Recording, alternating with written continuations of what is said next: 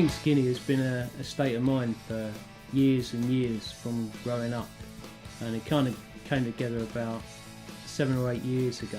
And Skinny only comes about when you kind of find the right people, and having those right people in the band makes the songs, makes it feel like the experience is complete, and I think that's where we are now. Because me and Bob have been in the band the longest, and our relationship has always been quite strong all the way through. Different members of the band have come and gone, and I think where we are now with Carl, Tom, Bob and me, I think that's the strongest it's ever been, and I think that's reflected in the songs. The name of the album is That Was Then, This Is Now, which is somewhat of a quandary because that song isn't actually on the album, and was a song that was written, one of our early songs. But it kind of typifies the journey that the band have been on over the years. You know, we've had different members and stuff, and to go from that time to now, and even with our musical influences, you know, from the 60s and 70s as well, and bringing it all up to date now. So it all kind of fits nicely into the title, That Was Then, This Is Now, because this is who we are, this is where we've arrived, and this is our music. Yeah, inspiration could hit you just walking down the street, looking at someone, a snippet of something someone says, it triggers something off in you. And I think all songs should be emotive and come from somewhere rather than be contrived and just someone sat down and tried to write a song.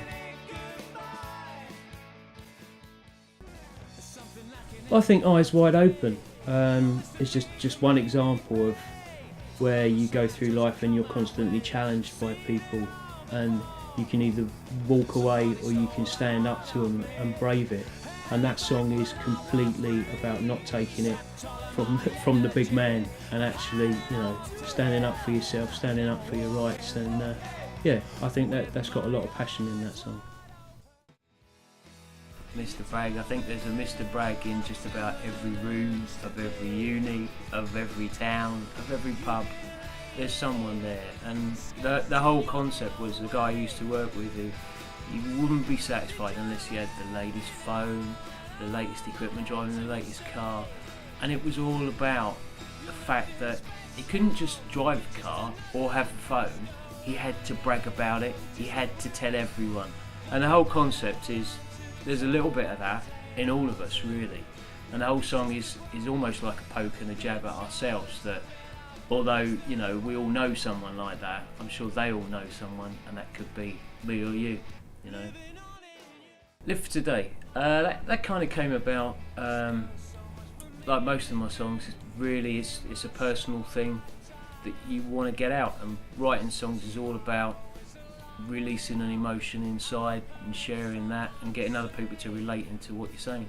It's really about, clues in the title really, it's about living for now, and you know, this is it. You don't get a second chance in life. You've got to lay all your cards on the table and do everything you can to be the best you can, and you have to do it now. The album, That Was Then, This Is Now, will be online.